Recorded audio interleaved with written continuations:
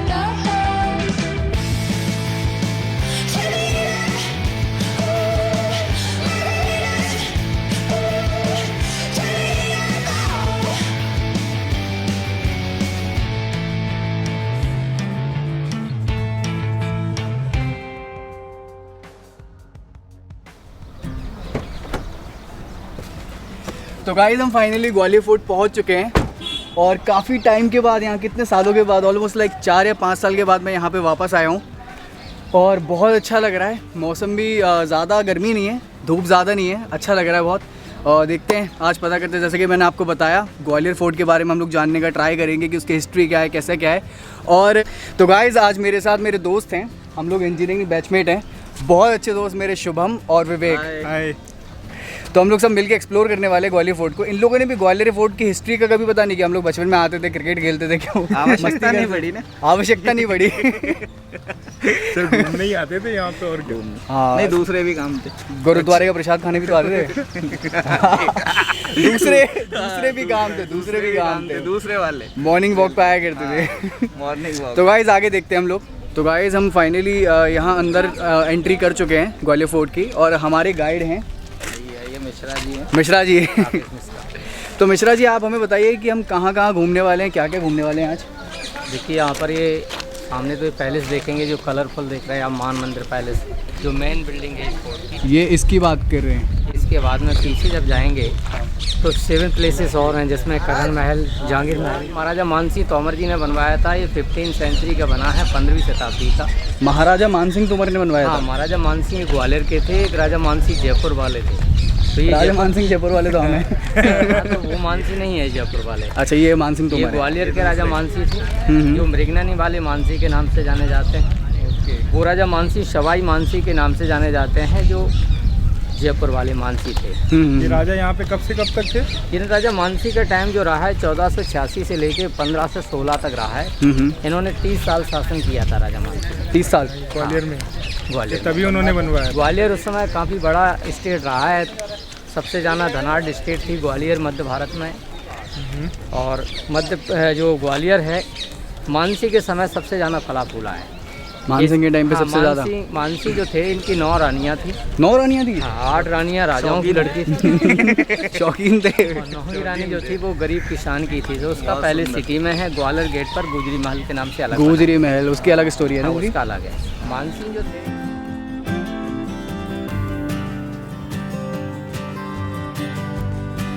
Gate थे अंदर आने के लिए। जो मेन गेट है, ये ग्वालियर गेट, किला गेट के नाम से जाना जाता है, जहाँ राजा मानसिंह जो है हाथी पर बैठ के आते थे, तो इसको एलिफेंट गेट कहा जाता है। दूसरा है उरवाई गेट, जहाँ से गाड़ियाँ आती हैं। तीसरा डोंगलापुर गेट है जो अंग्रेजों ने बंद कर दिया था, वो अभी भी बंद है।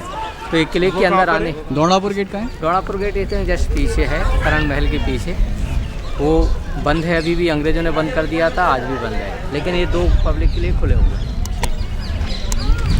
तो यार हम बचपन से यहाँ रह रहे हैं ग्वालियर में, हमें यही नहीं पता था कि 3 गेट है और क्यों है, जो हमें आज पता चला है। पहली बार, first very informative. Yes, thanks.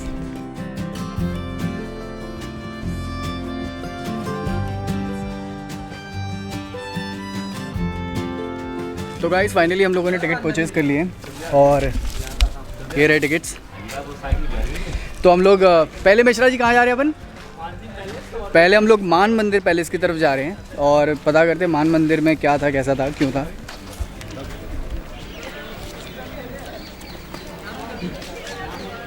तोपों के बारे में कुछ बैठते नहीं है, तोपों के बारे में कुछ बता। बैठते नहीं है। ये तोप आप जो लोग है बैठिएगा। अंग्रेजों के टाइम की है। एक तोप का वजन 4 टन का है, रेंज 3 किलोमीटर की होती थी, हाइट इसकी 5 फुट की होती है। चलाने का जो सिस्टम होता था, इसमें यहाँ पर पाउडर पैकेट डालते थे, एक रेड रॉड होता था लंबा, जैसे पहले पाउडर पैकेट डाल दिया, एक रॉड होता था लंबा जिसे गज कहते हैं, वो गज से पंच किया तो पाउडर पीछे पहुँच जाएगा। वहाँ पीछे हॉल है, उस हॉल में बत्ती लगा देते थे, बीच में गोले डाले जाते थे, पोटास की हैवी डार्ट लगा दी जाती है। जब भी ज़रूरत पड़ेगी तो पीछे बत्ती में आग लगा देंगे और बत्ती जैसे चलेगी आगे जलती हुई अंदर जाएगी, पाउडर से टच होगी तो ब्लास्टिंग होगा, प्रेशर से गोलांगे। ये यहीं रखी रहती है, ये तो अभी यहाँ दिखाने के लिए रखा है। किले के अराउंड में चारों तरफ 12 जगह थी जहाँ से तोपें चलाई जाती थी। कितनी तोपें हैं किले में ऐसे? यहाँ पर तोपें अभी तो इस समय 8 तोपें देखने को मिलता है, वैसे और भी थी। 12 पैरापेट थे, हर पैरापेट पे 2 तोपें होती थी, मतलब 24 तोपें इस किले के चारों तरफ थी। ओके। तो जो पाउडर इसके अंदर पड़ते थे वो किस चीज़ का था? पोटेशियम, पोटाश का। पोटेशियम पाउडर, जो बेसिकली गोला बारूद में इस्तेमाल तो होता है। आजकल जो टोपीदार बंदूक देखा होगा, टोपीदार बंदूक में भी वो डालते हैं। टोपीदार बंदूक में टोपी लगा दी और बारूद भर दी, फिर गोला डाल को उसमें छर्रा डाल दिया, शॉर्ट करना। पोटास की डाल।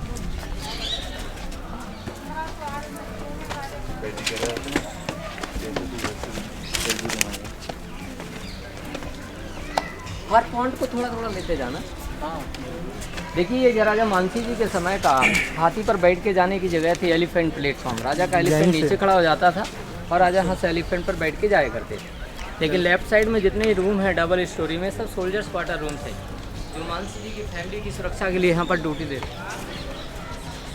ये टाइमिंग रहा राजा मिश्रा जी यहाँ तो बहुत अंधेरा है। हाँ नहीं, अंदर लाइट है, पर ये गहरी में अंधेरा था।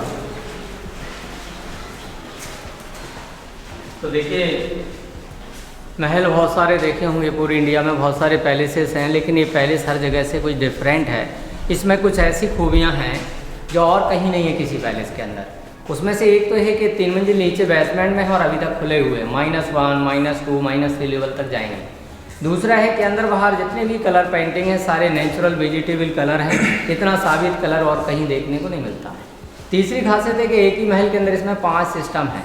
जैसे टेलीफोन सिस्टम देखेंगे 500 साल पहले कैसा होता था, डीजे कैसे होता था, कूलर कैसे चलता था और लाइट को नीचे तक बेसमेंट तक कैसे रिफ्लेक्ट किया जाता था, वो रिफ्लेक्शन सिस्टम देखेंगे। अच्छा, पहले कूलर भी थे? 500 साल पहले कूलर की सारी चीज़ें हैं, कूलर, डीजे सिस्टम और सारे इसमें टेलीफोन सिस्टम वो अलग अलग जगह पे। तो गाइस मतलब 500 साल पहले भी कूलर और डीजे सिस्टम हुआ करता था। कुल मिला के पहले पब चलता था, पहले पब चलता था यहाँ पे। और ये वाली जगह है जहाँ पर संगीत कक्ष हुआ करता था। इनकी महारानियाँ 8 दिन इस पैलेस के अंदर रहती थी, जहाँ पर अभी खड़े हुए उसका हाँ ये संगीत रूम था। इसमें 8 जालियाँ हैं ऊपर, हर जाली के पीछे ब्लैक कलर के पर्दे डाल दिए जाते थे, इनके पीछे रानियाँ बैठ जाती थी। जब नीचे बैठे संगीतकार लोग संगीत प्ले करते थे तो रानियाँ संगीतकारों को देख सकती थी, संगीत सुन सकती, लेकिन नीचे बैठे हुए संगीतकार लोग ऊपर रानियों को नहीं देख सकते। तो राजा मानसी बड़े थे लेकिन उनके अधीन राजा थे, नीचे बैठते थे हमारा।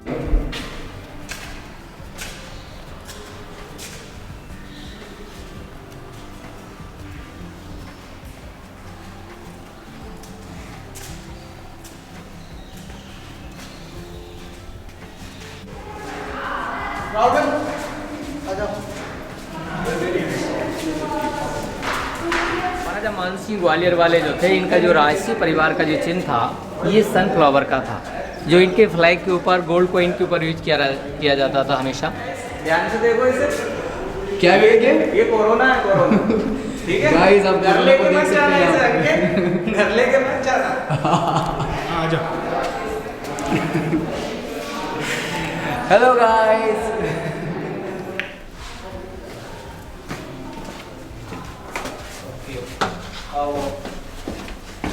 ये हम -1 पे आ रहे हैं क्या? हाँ, तो अभी आप जो है ना ये महल के अंदर बेसमेंट में जा रहे हैं, तो पहले वाला देखेंगे, फिर दूसरा, फिर तीसरा, 3 तल घर नीचे हैं। ओहो 3 और बेसमेंट के बारे में तो पता ही नहीं था हमको।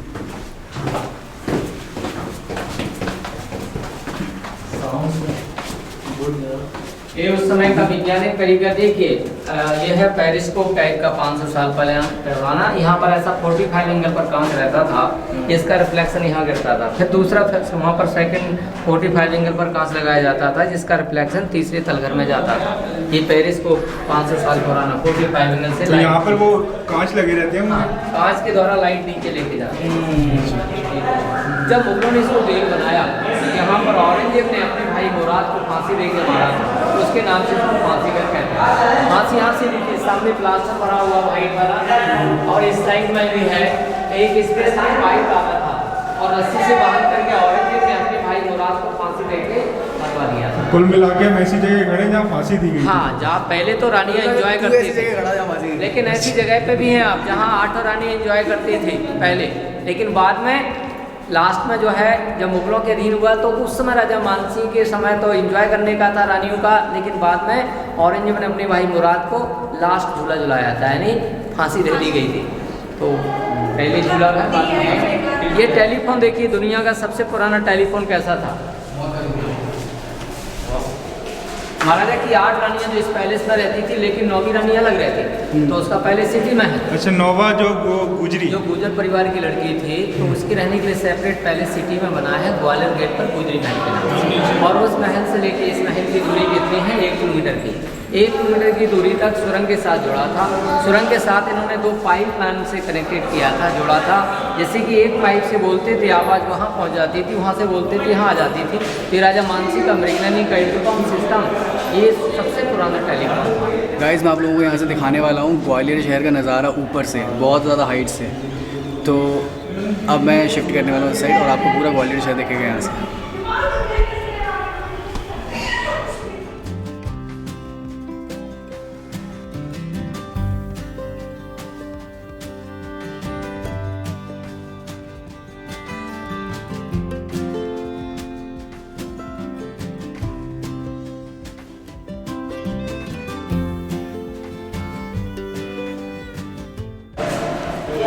ये महल के लास्ट फ्लोर में आ चुके हैं आप, यहाँ से और नीचे नहीं है।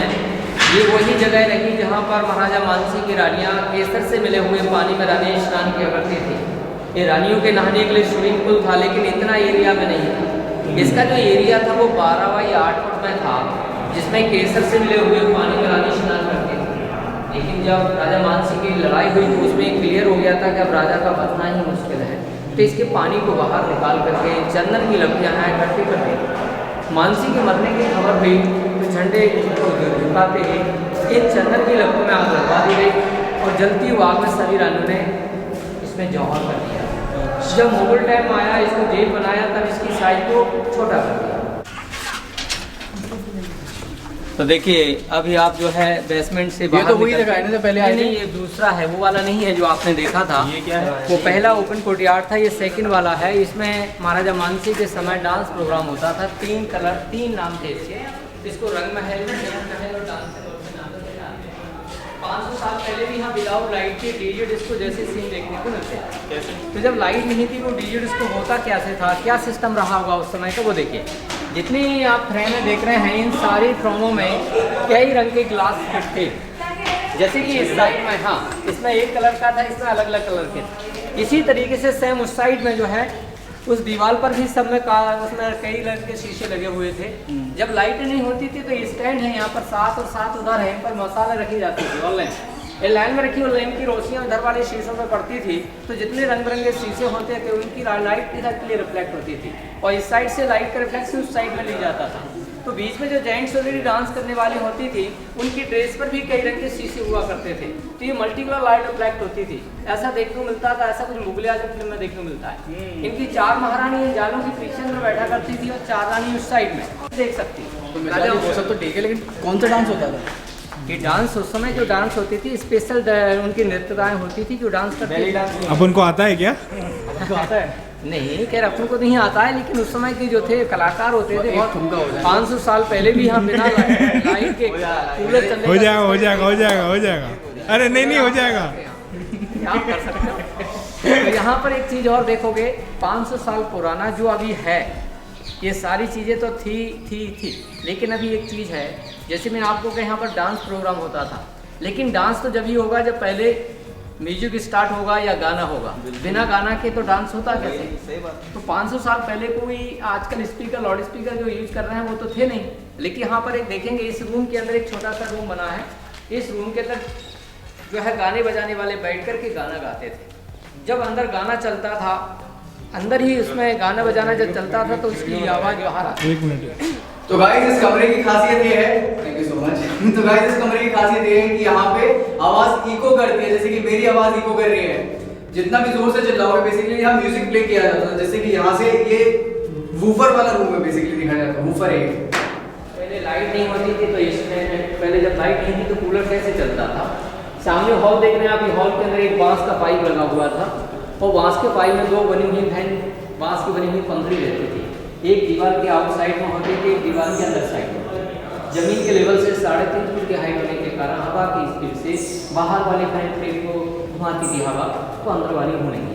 हवा डायरेक्ट आएगी तो गर्म आएगी। यहाँ पर खसकी जाली रहती। तो कुल मिला के पहले पंखे हुआ करते थे घूमने वाले, बांस के बने हुए पंखड़ी रहती थी, जैसे जो हवा करते हैं ना बांस का, इसका बांस के बने हुए फैन प्लेट बनाए जाते थे फैन। तो ये बाहर रहता था, एक अंदर रहता था। हवा की स्पीड से बाहर वाला घूमेगा तो अंदर वाला घूमेगा।